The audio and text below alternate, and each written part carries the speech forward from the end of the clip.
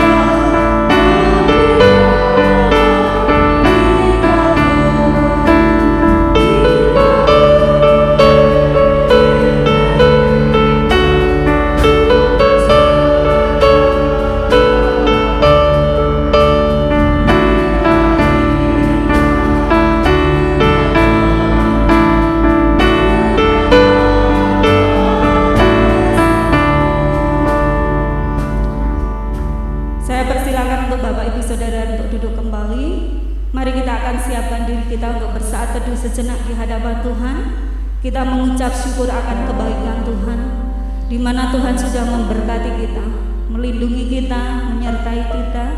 Bahkan sampai pagi ini Tuhan mengizinkan kita untuk menghirup udara yang segar. Kita ada sampai hari ini karena anugerahnya Bapak Ibu Saudara. Mari saya persilakan untuk Bapak Ibu Saudara berdiam diri di hadapan Tuhan. Saat teduh di pagi hari ini diambil dari Mazmur 52 ayat yang ke-10 sampai dengan 11. Demikianlah firman Allah. Tetapi aku ini seperti pohon zaitun yang menghijau di dalam rumah Allah. Aku percaya akan kasih setia Allah untuk seterusnya dan selamanya. Aku hendak bersyukur kepadamu selama-lamanya, sebab Engkaulah yang bertindak. Karena namamu baik, aku hendak memasyurkannya di depan orang-orang yang Kau kasihi. Mari kita akan berdoa. Sungguh kami mengucap syukur Tuhan karena kasih, kebaikan, anugerah dan pertolongan-Mu. Engkau memberikan kami kesempatan untuk ada sampai hari ini. Kami bersyukur Tuhan, kami bisa melihat orang-orang yang kami kasihi, kami bisa menikmati hari ini, dan kami bisa datang untuk berbakti kepadamu. Itu semua karena anugerah dan kemurahan-Mu. Bapa, kami sungguh mengucap syukur pagi ini Tuhan. Kiranya Tuhan, Engkau akan menolong kami semua yang hadir saat ini. Biarlah kasih anugerah Tuhan melimpah atas kami saat ini yang ada. Bapa, kami juga mohon pengampunan-Mu jikalau ada sesuatu di dalam diri kami yang tidak berkenan di hadapan-Mu. Kiranya Tuhan sucikan, kuduskan hati kami, sehingga pagi ini kami boleh Engkau layakkan untuk kami datang menyembah-Mu. Terpujilah nama-Mu Bapa. Kiranya Tuhan Roh Kudus-Mu akan memenuhi ruangan ini. Tuhan akan menolong, memimpin dari awal, pertengahan, hingga akhirnya. Biarlah nama-Mu terus yang akan kami puji dan kami muliakan. Dan kami boleh bertemu Engkau secara pribadi, dan kami boleh mendapat lawatan jamahan Tuhan, sehingga saat nanti kami pulang beroleh sukacita yang besar dari Allah. Terpujilah nama-Mu Bapa dari hari ini sampai selama-lamanya. Di dalam nama Tuhan Yesus Kristus kami berdoa dan bersyukur. Amin. Saya undang untuk Bapak Ibu Saudara berdiri lagi. Jadi kita akan memuji Tuhan kembali dengan satu pujian berdiri atas janji penebus. Jadi bait pertama akan dipujikan oleh kaum bapak-bapak, ya. Setelah itu refnya bersama-sama. Setelah itu bait kedua kaum ibu-ibu, refnya bersama. Terus bait yang ketiga bersama-sama. Setelah itu ref.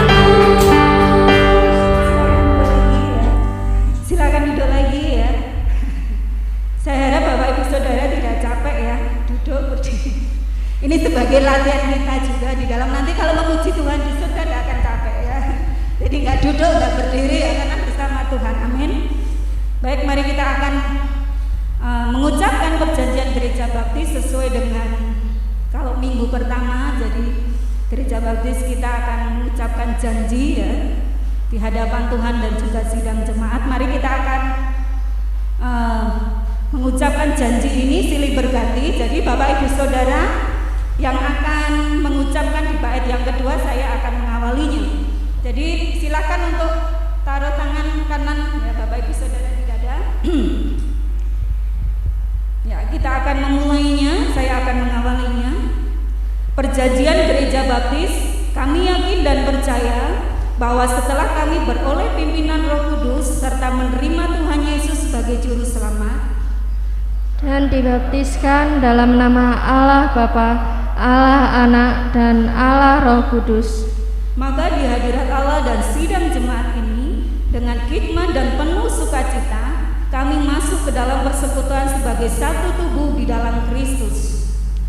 Sebab itu kami berjanji dengan pertolongan Roh Kudus akan berbakti bersama-sama di dalam kasih Kristus, berusaha turut memajukan gereja ini dalam pengetahuan, kesucian, dan penghiburan, mempertinggi kerohaniannya, memelihara kebaktian dan upacara-upacaranya, tata tertib dan asas-asasnya, dengan ikhlas dan tetap memberikan persepuluhan dan persembahan guna penyelenggaraan dan biaya gereja bagi orang-orang yang berkekurangan dan untuk pengabaran Injil kepada seluruh umat manusia di dunia.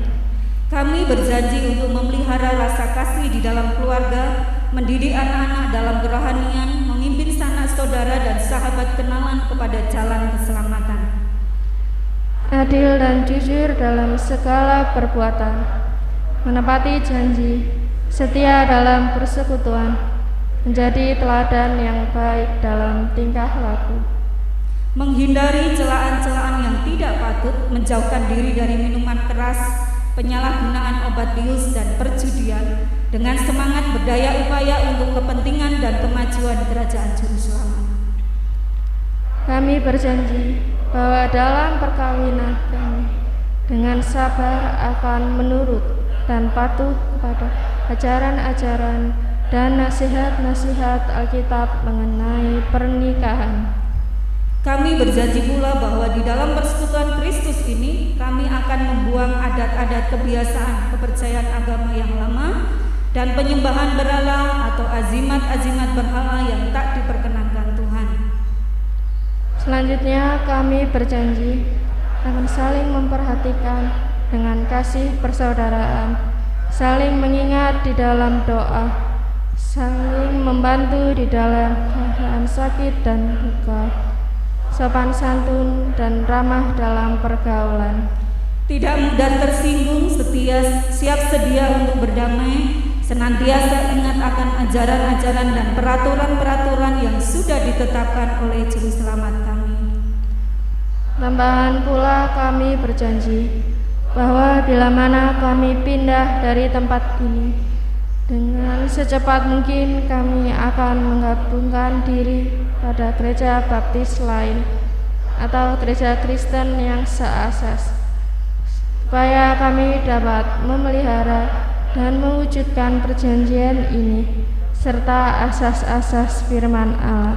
Silakan untuk diturunkan. Semoga ini menjadi komitmen kita bersama saat kita menggabungkan diri di dalam wadah gereja baptis ya.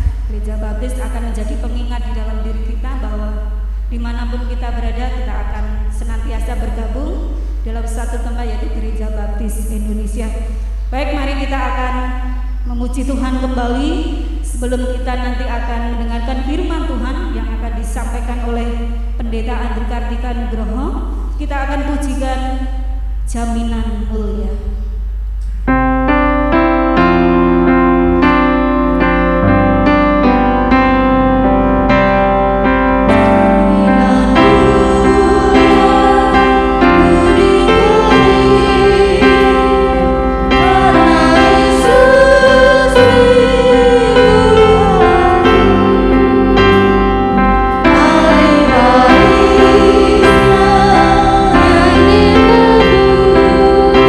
Yesus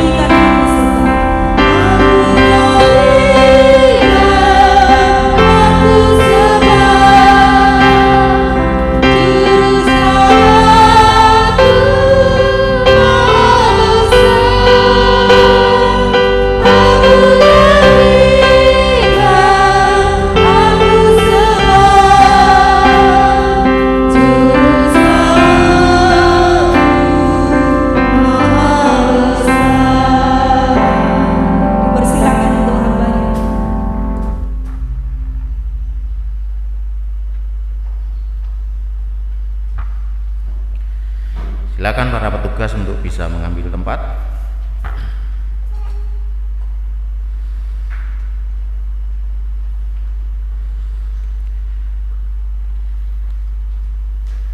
Selamat pagi Bapak Ibu yang dikasihi di dalam Tuhan. Bagaimana kabarnya? Luar biasa, sehat ya. Ya, puji Tuhan, hari ini kita bisa memulai ibadah onsite lagi. Dan puji Tuhan, Surabaya sudah mencapai level 1. Jadi Bapak Wali Kota, Ketua Bamak berharap agar semua tempat ibadah bisa segera melakukan ibadah secara onsite. Dan Gereja Baptis hari ini semua berjalan ya.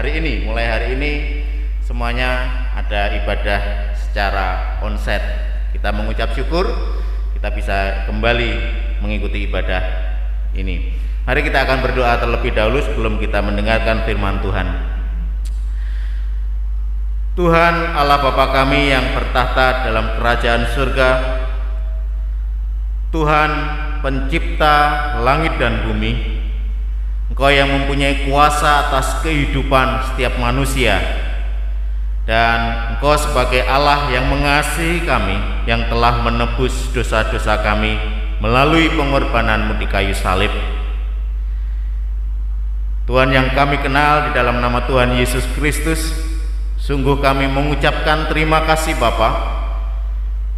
Di pagi hari ini Engkau izinkan kami boleh berkumpul di dalam persekutuan yang indah untuk memuji memuliakan Engkau, di mana kami boleh melihat, kami boleh mengingat kembali penyertaan Tuhan yang begitu luar biasa di masa pandemi ini kepada kami semuanya ya Bapa. Sehingga kami saat ini dalam kondisi yang sehat, kami boleh menikmati setiap berkat-berkat dan penyertaan-Mu. Saat ini kami datang sujud di hadapan-Mu untuk kami memuji memuliakan Engkau. Dan terlebih lagi ya Bapa, kami boleh merenungkan kebenaran firman-Mu. Berbicaralah Tuhan, kami siap untuk mendengar. Di dalam nama Tuhan kami Yesus Kristus, kami berdoa dan mengucap syukur. Amin. Bapak Ibu yang dikasihi di dalam Tuhan, mari kita akan melanjutkan pelajaran kita ya, dari Yohanes pasal yang ke-6 ayat 1 sampai dengan 15. Yohanes pasal yang ke-6 ayat 1 sampai dengan 15. Silahkan Alkitabnya dibuka, kalau LCD dipersiapkan bisa melihat melalui LCD. Yohanes pasal 6 ayat 1 sampai 15 berbunyi demikian.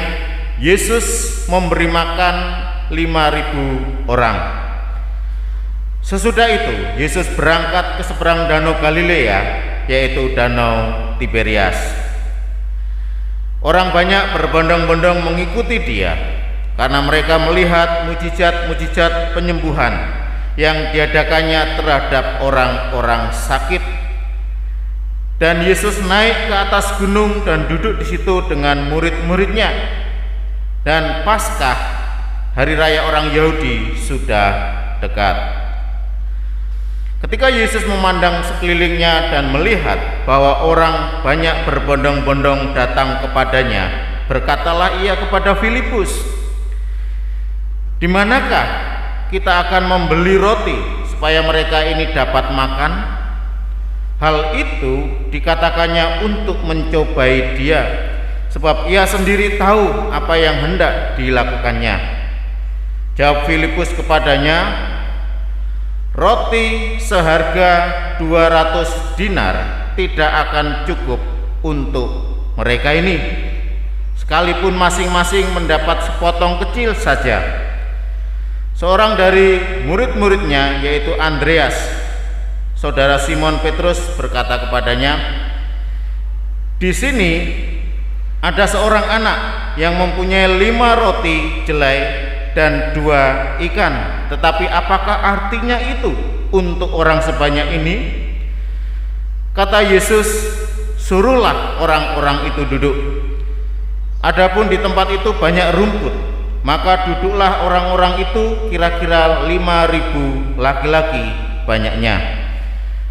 Lalu Yesus mengambil roti itu, mengucap syukur dan membagi-bagikannya kepada mereka yang duduk di situ.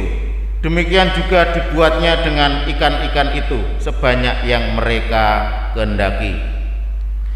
Dan setelah mereka kenyang, ia berkata kepada murid-muridnya, kumpulkanlah potongan-potongan yang lebih, supaya tidak ada yang terbuang. Maka mereka pun mengumpulkannya dan mengisi 12 bakul penuh dengan potongan-potongan dari kelima roti jelai yang lebih, setelah orang makan. Ketika orang-orang itu melihat mujizat yang telah diadakannya, mereka berkata, dia ini adalah benar-benar nabi yang akan datang ke dalam dunia. Karena Yesus tahu bahwa mereka hendak datang dan hendak membawa dia dengan paksa untuk menjadikan diri dia raja. Ia menyingkir pula ke gunung seorang diri. Bapak Ibu yang dikasihi di dalam Tuhan, Tuhan Yesus di dalam pelayanannya saat itu dia menjadi idola. Dia menjadi idola banyak orang karena dia membuat mujizat. Dia bisa menyembuhkan orang sakit, dia menyembuhkan orang lumpuh, bisa berjalan, orang tuli bisa mendengar, orang bisu bisa bicara. Tuhan pernah melakukan mujizat dengan mengubah air menjadi anggur di dalam pernikahan di kota Kana. Rupanya hal ini dan melalui pengajaran-pengajaran Tuhan yang Tuhan ajarkan kepada orang-orang juga, ini menjadi berita yang menghebohkan bangsa Israel saat itu, sehingga banyak orang yang berbondong-bondong mengikuti kemanapun Tuhan pergi. Berbondong-bondong mengikuti kemanapun Tuhan pergi dengan berbagai macam motivasi. Ada yang memang ingin mendengarkan pengajarannya dari Tuhan Yesus yang begitu luar biasa. Ada orang yang mempunyai motivasi karena dia sakit sehingga ingin disembuhkan, sehingga mencari kemanapun Tuhan datang. Ada juga orang yang mempunyai motivasi yang tidak baik juga, yang ingin menjatuhkan atau mencari-cari kesalahan Tuhan, ya, seperti orang-orang Farisi, ahli-ahli Taurat. Dia mengikuti Tuhan kemanapun Tuhan pergi. Dia mendengarkan ajaran Tuhan, dia melihat apa yang Tuhan lakukan, tetapi bukan untuk kemuliaan nama Tuhan, dengan tujuan mereka ingin mencari kesalahan Tuhan Yesus. Ada juga orang yang mempunyai motivasi, wah ikut Tuhan Yesus penak, wong banyu wae iso jadi anggur. Nek pengen anggur gak perlu tuku duit, nah gitu ya. Gak perlu gaya duit, cukup banyu kok kali, Tuhan minta tolong jadikan anggur, aku pengen mabuk hari ini, kan gitu ya. Bisa, ya. Bisa. Dan itulah motivasi orang-orang yang mengikuti Tuhan, sehingga banyak orang-orang yang datang dengan berbagai macam motivasi. Tetapi apa yang Tuhan lakukan? Tuhan tetap memberikan pengajaran kepada orang-orang ini dengan pengajaran yang benar. Dengan tujuan Tuhan datang ke dunia ini memberikan pengajaran yang benar, meluruskan motivasi-motivasi yang salah. Dan saat pengajaran itu selesai, sore hari, Tuhan melihat orang-orang ini masih pengen terus mengikuti Tuhan, tidak mau meninggalkan Tuhan. Ya, Tuhan melihat ini sudah waktunya makan, ya, mereka pasti lelah, pasti capek, pasti pengen makan. Sehingga ada pertanyaan yang dilontarkan Tuhan kepada muridnya di sini. Ada pertanyaan yang dilontarkan Tuhan kepada muridnya ketika melihat orang-orang di sekelilingnya ini. Di dalam ayat 5 di sini Tuhan berbicara kepada Filipus, ya mungkin saat itu Filipus yang terdekat dengan Tuhan gitu ya. Atau bisa saja Filipus ini anggota keuangan, ya, anggota keuangan di dalam murid-murid Tuhan Yesus, karena bendaharanya Yudas. Ya, mungkin ada tim keuangannya. Ya, kalau gereja kita bendahara ada 2 gitu ya, tim keuangannya ada banyak gitu ya, termasuk Mbak Christine, Mbak Sia dan lain sebagainya, saya nggak hafal gitu ya. Mungkin Filipus salah satu tim keuangan sehingga dia tahu kondisi keuangan murid-murid Tuhan Yesus itu yang sudah dikumpulkan. Makanya Tuhan bertanya, di manakah kita? Dikatakan, di manakah kita akan membeli roti supaya mereka ini dapat makan? Bapak Ibu yang dikasihi di dalam Tuhan,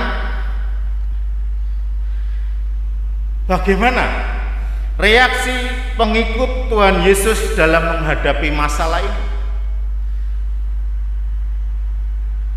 Filipus dan murid-murid yang lainnya mengikuti Tuhan Yesus, ikut melayani.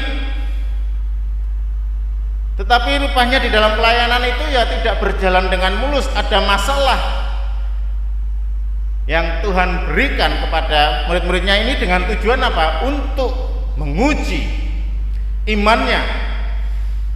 Apakah mereka yang selama ini menjadi muridnya Tuhan Yesus, mereka yang sudah melihat mujizat-mujizat yang dibuat oleh Tuhan Yesus, dengan diperhadapkan masalah saat itu harus memberi makan kurang lebih 5.000 orang, itu baru laki-lakinya saja, belum dihitung wanita, belum dihitung anak-anak gitu ya. Seandainya dari 5.000 laki-laki itu separuhnya sudah menikah, ya, tinggal nambah berarti berapa? 2.500. Dari 2.500 itu mempunyai anak, separuh mempunyai anak 2, satunya mempunyai anak 1. Nah, tinggal nambah kan? Berapa orang? Bagaimana reaksi para murid-murid ini? Mari kita akan belajar bersama-sama hari ini tentang reaksi pengikut Tuhan Yesus dalam menghadapi masalah. Reaksi yang pertama, membatasi kuasa Tuhan dengan pemikiran kita yang serba terbatas. Itu reaksi muridnya Tuhan Yesus ini yang pertama adalah membatasi kuasa Tuhan dengan pemikiran kita yang serba terbatas. Mari kita baca di dalam ayat yang ke-7. Jawab Filipus kepadanya, roti seharga 200 dinar tidak akan cukup untuk mereka ini, sekalipun masing-masing mendapat sepotong kecil saja. Filipus menjawab, roti seharga 200 dinar tidak akan cukup untuk mereka ini, sekalipun masing-masing mendapat sepotong kecil saja.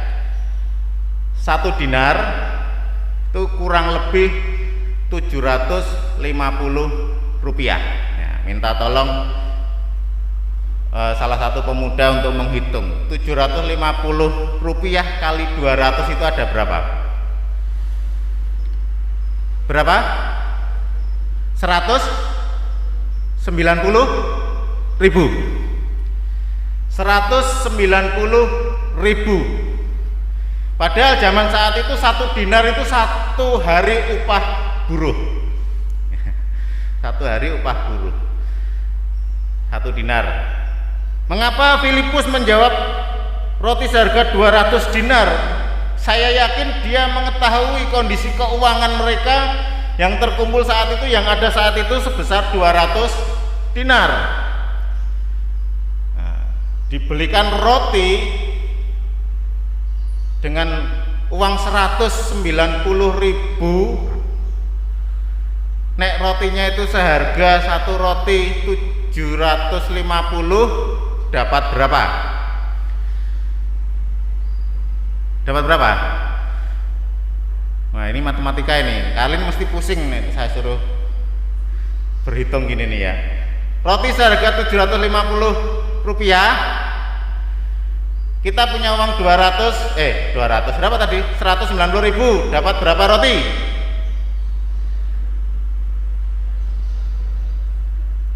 $750 kali berapa?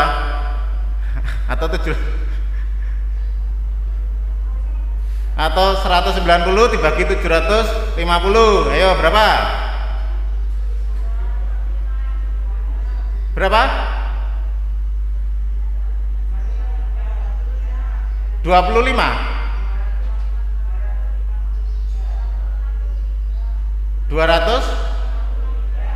190 dibagi 750, kok malah 200? Dibagi, waduh, waduh kayak Karlin ini.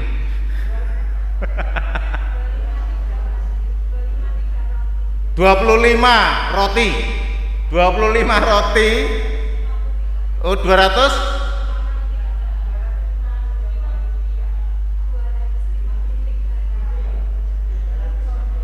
190.000 dibagi 750 rupiah. Oh, berapa?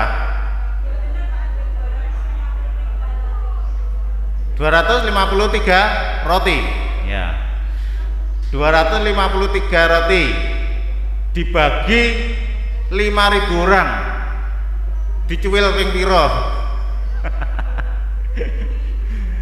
Roti ini panjangnya segini dicuwil. Kira-kira kenyang mboten untuk makan kita. Sing besar-besar itu loh, Randy. Kamu nih habis makan habis berapa piring kamu, Ren? Setengah piring.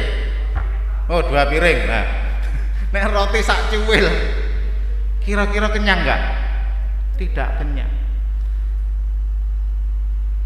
Filipus berpikir dengan logikanya, dengan pemikirannya yang dia miliki, dengan kondisi keuangan yang dia tahu, 200 dinar untuk dibelikan roti tidak akan cukup untuk memberi makan orang 5.000. Sepotong kecil tidak akan memberikan kekenyangan. Seringkali di dalam kehidupan kita membatasi kuasa Tuhan. Filipus ini sudah mengikuti kemanapun Tuhan pergi. Dia sudah bisa melihat bahwa Tuhan bisa melakukan mujizat-mujizat yang luar biasa. Dia sudah melihat bagaimana orang yang sedang menjalani pernikahan kekurangan anggur, bagaimana imannya Ibu Maria yang menyuruh para budak-budak itu untuk mengisi tempat-tempat atau tempayan itu dengan air, kemudian diubah oleh Tuhan menjadi anggur. Filipus membatasi kuasa Tuhan dengan pemikiran mereka yang terbatas. Otak kita itu ya hanya sebesar ya kepala kita ini. Wah, ini kan untuk melindungi otak kita. Kita tidak bisa tahu rencana Allah yang luar biasa, tetapi seringkali kita membatasi kuasa Tuhan itu sebesar apa yang kita pikirkan, sehingga seringkali kita takut di dalam menghadapi kenyataan hidup ini. Kita seringkali takut menghadapi kenyataan hidup ini. Beberapa bulan yang lalu dan saat ini saya masih melakukan konseling pranikah pada anak-anak kita yang akan menikah. Salah satu babnya mereka saya ajak untuk berhitung, ya, berhitung tentang keuangan keluarga. Mereka selama ini tidak pernah berpikir untuk nanti keperluan keluarga itu apa saja, tetapi mereka berpikir gajiku ini sudah besar, ya. Aku iso jajan, bendino aku iso buktinya cukup. Tetapi ketika mereka dikumpulkan keuangannya jadi satu, ayo sekarang dikumpulkan jadi satu, dengan keuangan ini pengeluaranmu, keperluanmu paling tidak seperti ini. Coba kamu hitung. enek sing minus gitu ya. Enek sing tabungannya oke kok banyak ya Mas Yan. Ternyata ada yang lupa. Wah iya Pak, saya lupa ini belum saya masukkan. Lah adalah gitu ya. Ternyata kurang. Itu nanti belum nek ditambahi berkat sama Tuhan apa? Ditambahi anak. Ngurung mikir susune.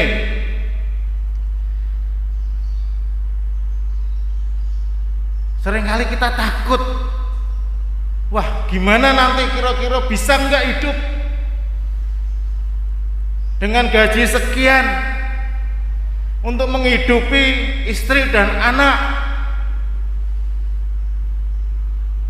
Kemudian saya memberikan kekuatan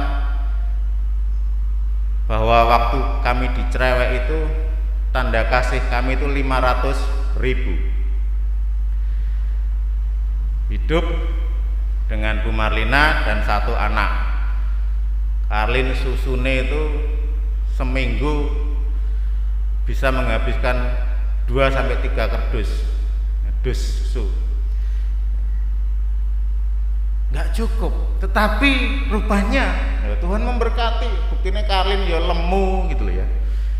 Karlin dulu tuh waktu kecil gemuk gitu, kan duwe rambut gemuk gitu ya, nyenengke gitu ya. Kami ya sehat, tetap bisa melayani, padahal kendaraannya Vespa boros, tapi ya buktinya ya bisa. Bahkan sampai sekarang pun kami bisa hidup. Tuhan memberkati. Kuncinya apa? Berserah kepada Tuhan,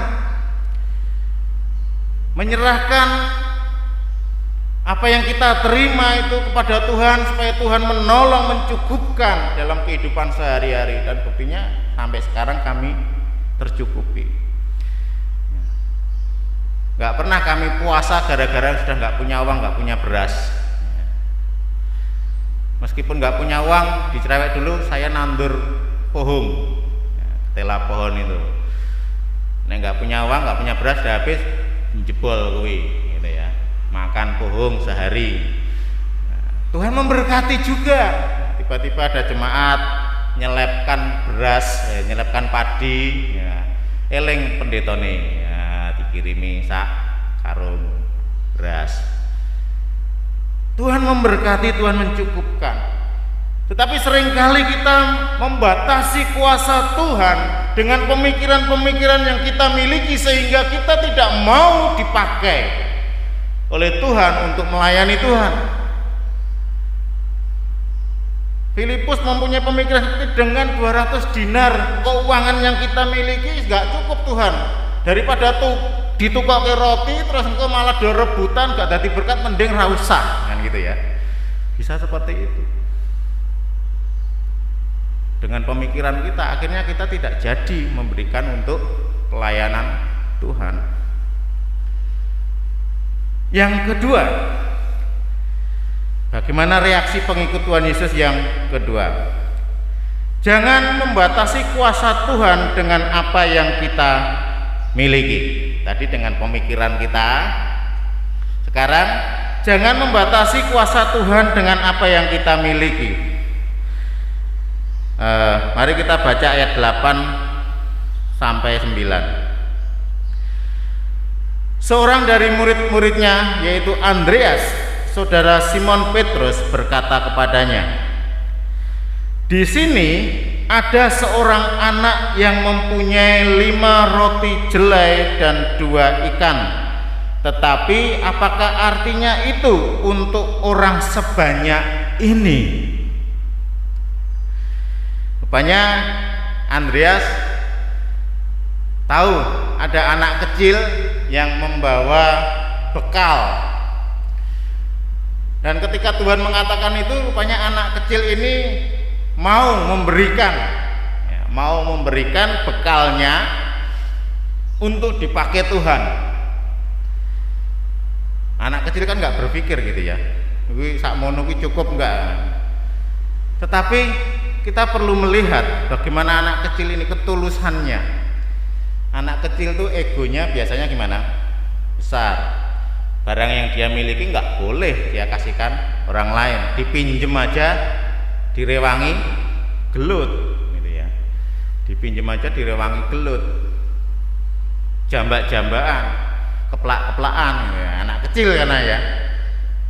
Tetapi anak ini membawa roti bekalnya dikasihkan pada Andreas, dan Andreas bilang sama Tuhan, Tuhan, ini ada, di sini ada seorang anak mempunyai 5 roti dan jelek dan 2 ikan. Tetapi 5 roti dan 2 ikan, ya nggak bisa Tuhan, nggak mungkin untuk sebanyak orang ini.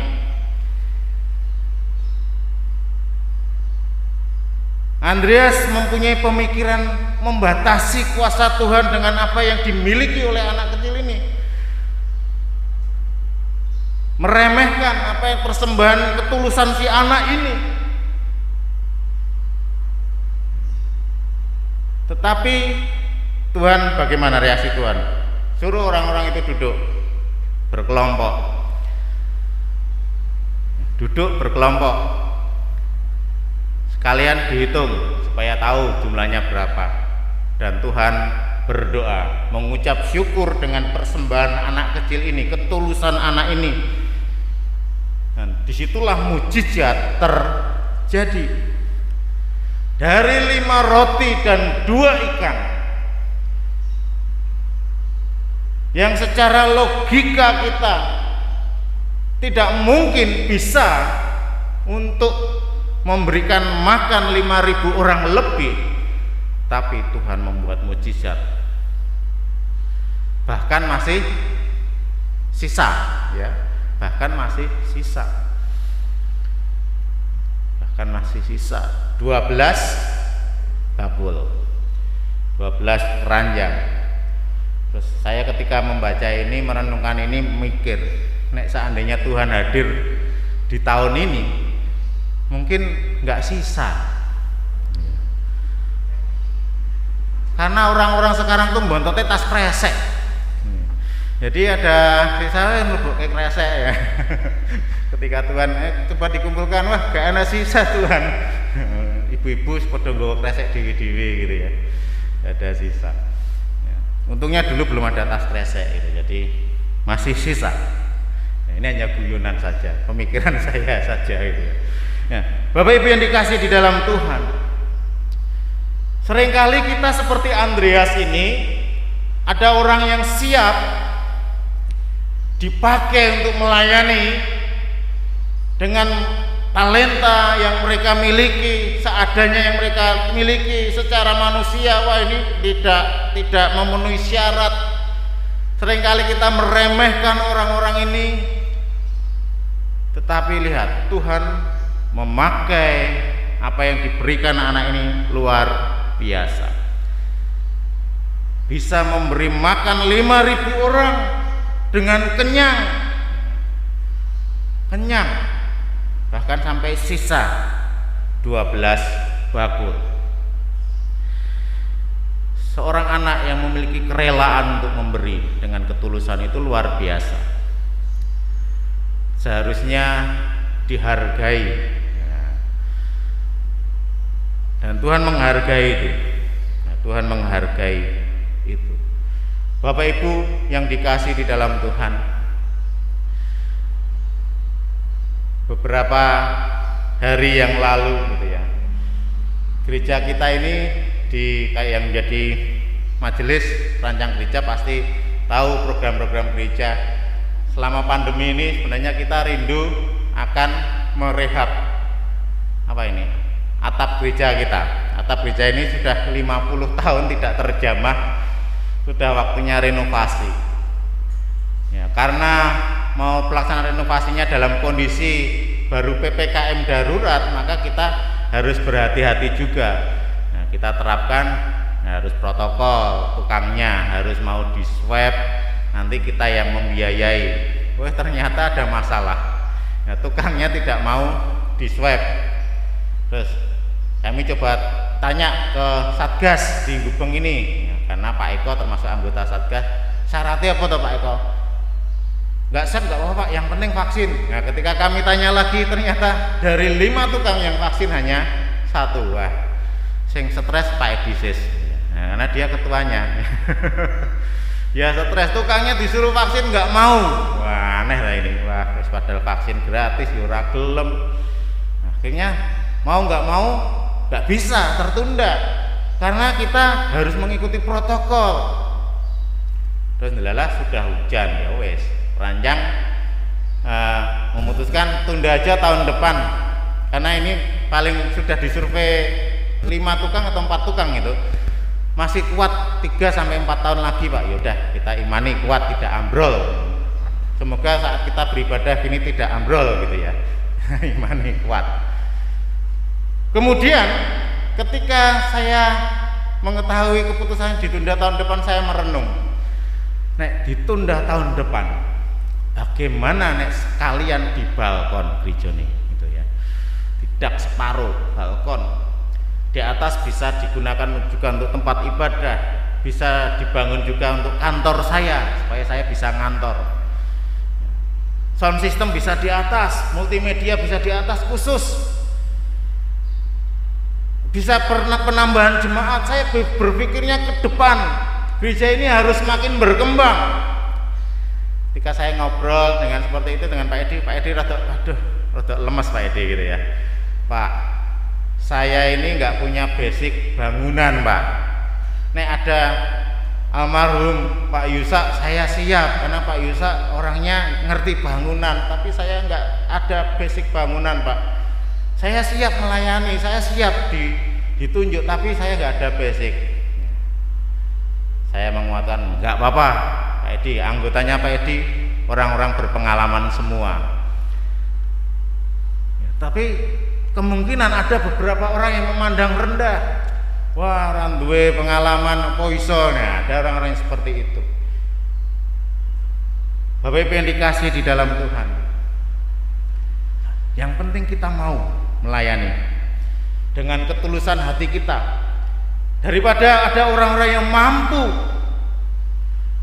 mempunyai talenta tetapi tidak mau melayani. Tuhan akan menghargai orang yang mau melayani. Dengan segala keterbatasan yang kita miliki, Tuhan akan memampukan. Seperti anak kecil ini, anak kecil ini tulus memberikan 5 roti bekalnya, 2 ikan lauknya yang dia miliki, yang harusnya dia makan 5 roti dan 2 ikan itu sudah hitungannya kenyang untuk dia. Tetapi dia melihat bahwa Tuhan mempunyai visi. Tuhan ingin memberkati orang-orang yang mengikuti dia yang sebanyak itu. Dia sementing maju, aku mau mempersembahkan, dan Tuhan melihat hal itu. Tuhan memberkati sehingga dari 5 roti ini dan 2 ikan ini bisa memberi makan 5.000 orang lebih. Bahkan berlebihan, ada kelebihan. Bapak Ibu yang dikasih di dalam Tuhan, mari gunakan talenta yang kita miliki untuk melayani Tuhan, semaksimal mungkin. Ya, kita tidak sempurna, tetapi Tuhan akan menyempurnakan. Dan kita yang mempunyai talenta yang bagus, yang mungkin lebih dari orang-orang lain, jangan memandang rendah saudara-saudara kita yang lain. Hargai dia, dukung dia, supaya bisa bersama-sama melayani Tuhan. Inilah yang Tuhan inginkan. Amin. Mari kita akan berdoa bersama-sama.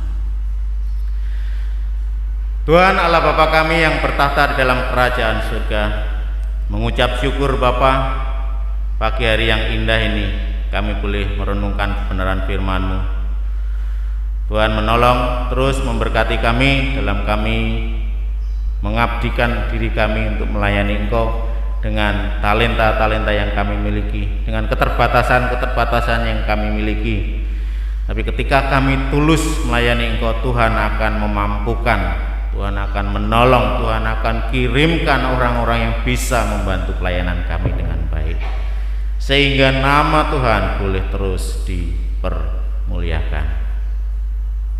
Terima kasih Bapak, firman-Mu ini boleh menguatkan kami di dalam kami mengikuti Engkau. Dan saat ini kami juga berdoa Tuhan untuk persembahan perpuluhan yang sudah kami kumpulkan, baik melalui kotak persembahan maupun melalui transfer ke rekening gereja. Tuhan akan sucikan persembahan ini sehingga dapat kami pergunakan untuk kemuliaan nama Tuhan. Berkati juga ya Bapa, saat ini kami berdoa untuk bangsa dan negara kami. Kami menyerahkan para pemimpin-pemimpin bangsa kami dari tingkat pusat sampai dengan daerah. Tuhan akan menolong, Tuhan akan memberkati para pemimpin-pemimpin kami dalam setiap keputusan-keputusan, kebijakan-kebijakan yang diambil, boleh untuk menolong kemajuan negeri Indonesia ini. Saat ini kami juga menyerahkan usaha pemerintah di dalam memutus rantai penularan COVID-19 melalui protokol kesehatan yang harus diterapkan, begitu juga melalui vaksin yang sampai hari ini masih terus dijalankan. Tuhan akan menolong, memberkati, semuanya boleh berjalan dengan baik dan lancar.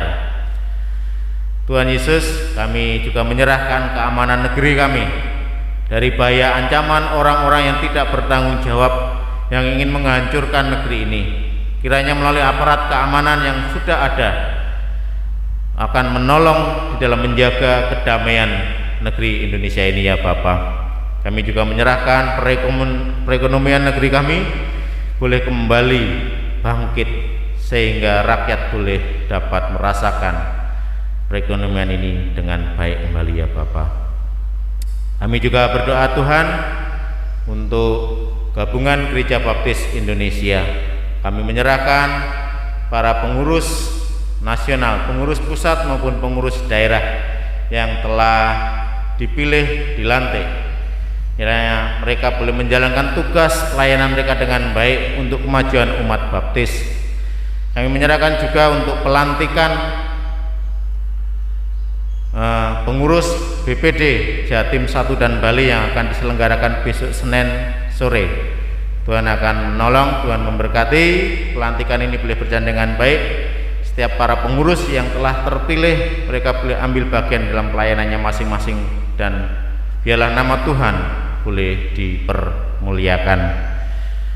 Kami juga menyerahkan Tuhan saat ini untuk lembaga-lembaga baptis Indonesia. Berdoa untuk rumah sakit baptis, klinik rumah sakit. Kami juga menyerahkan seminari teologi baptis. Berdoa untuk lembaga literatur baptis, lembaga pertanian baptis, dan sekolah tinggi desain baptis. Biarlah setiap lembaga-lembaga ini boleh berjalan dengan baik dan penginjilan boleh terus berjalan dan nama Tuhan dipermuliakan. Menyerahkan juga untuk hamba-hamba Tuhan, jemaat yang saat ini sedang sakit, baik mereka yang terpapar COVID maupun tidak. Tuhan akan menolong mereka, memberikan kekuatan, semangat kepada mereka untuk sembuh dan mereka boleh kembali dalam ladang pelayanan mereka masing-masing.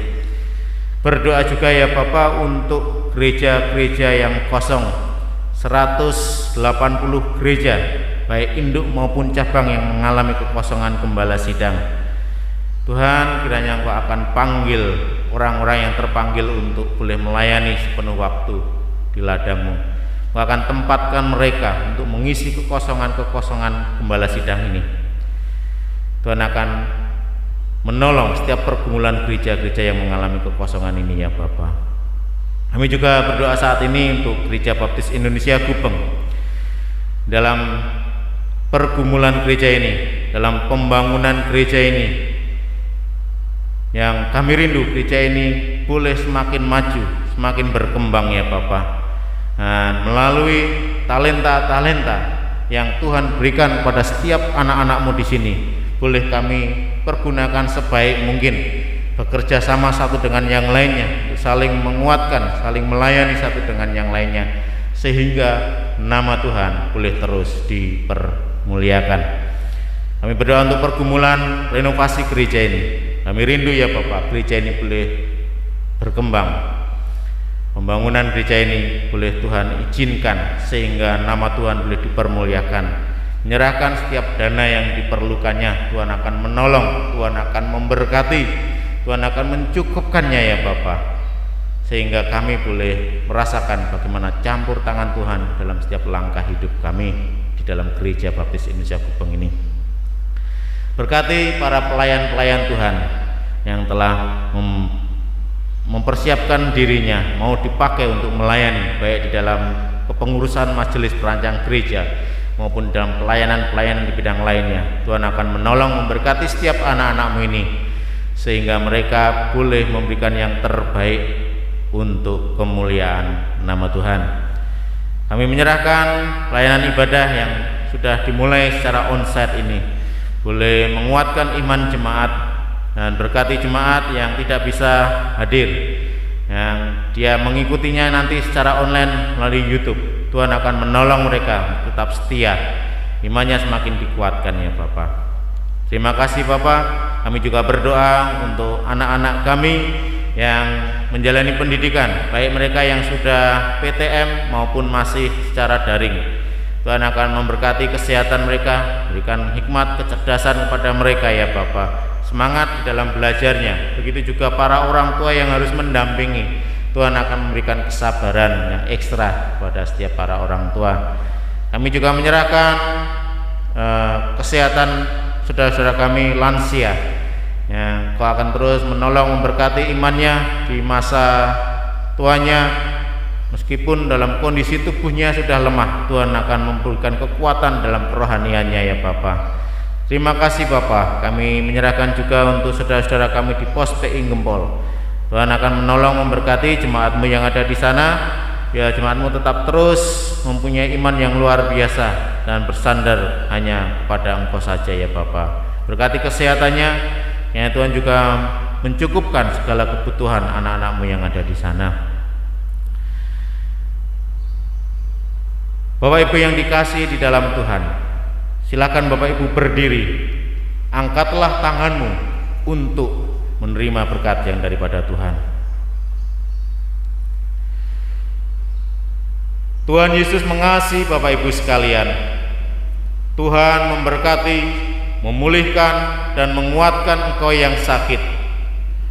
Tuhan memberkati pekerjaan, usaha-usaha dan studimu. Tuhan juga memberkati keluargamu dan kemanapun engkau pergi.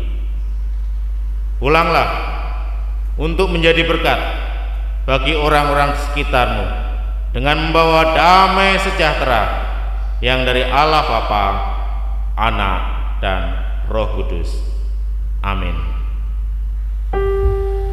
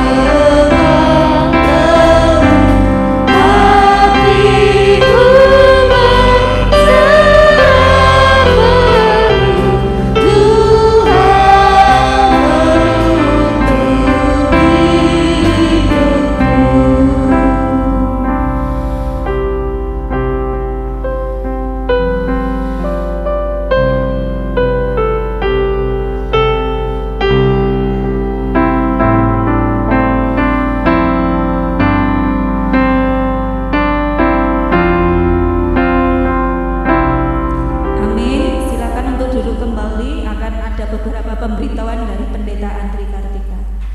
Ya, Bapak Ibu yang dikasih di dalam Tuhan, kita perlu mengetahui. Sebelumnya saya minta tolong Mbak Penny dan Saudara Noel atau Mas Immanuel untuk berdiri sebentar. Ya, silahkan menengok di mana mereka berada. Ya, itulah yang namanya Mbak Penny dan Mas Noel. Ya, silahkan duduk lagi. Bapak Ibu yang dikasihi, Mas Noel dan Mbak Penny sudah mengikuti konseling pranikah dengan kami, dengan Bu Marlina juga. Dan kemarin hari Sabtu jam 10 itu adalah pertemuan konseling terakhir dengan kedua orang tua calon pengantin. Mereka sudah menjalani konseling pranikah dan hasilnya sangat baik. Mereka siap untuk membangun rumah tangga, tidak ada masalah dalam proses konseling, dan nanti akan menyelenggarakan pemberkatan pernikahan di Gereja Baptis Indonesia Gubeng tanggal 16 Oktober, hari Sabtu jam 4 sore, ya, jam 4 sore. Nah, dikarenakan ini masih dalam masa pandemi, maka kehadiran tetap dibatasi. Oleh karena gereja kita hanya menampung kurang lebih 47 orang saja. Oleh karena itu yang diutamakan adalah keluarga besar, baik calon pengantin laki-laki maupun perempuan. Nanti jemaat bisa mengikuti lewat Zoom, gitu ya. Dan dari jemaat akan ada beberapa yang mewakili. Dari jemaat akan ada beberapa yang mewakili yang sudah dipilih oleh keluarga besar calon pengantin. Jadi hanya beberapa orang yang terpilih untuk mewakili saja menjadi saksi. Dan mohon maaf ya kalau jemaat yang lainnya tidak bisa hadir dikarenakan situasinya. Kita harus menyadari ya, masa pandemi ini harus tetap menjaga jarak dan sesuai protokol. Jadi kemungkinan yang diutamakan adalah keluarga besar kedua temanten. Jadi mohon doanya, dukungan doanya dari Bapak Ibu Saudara, karena saudari kita Mbak Feni dan akan menjalani pemberkatan pernikahan dengan Saudara Immanuel di Gereja Baptis Indonesia Gubeng tanggal 16 Oktober 2021 jam 4 sore. Terima kasih, Tuhan Yesus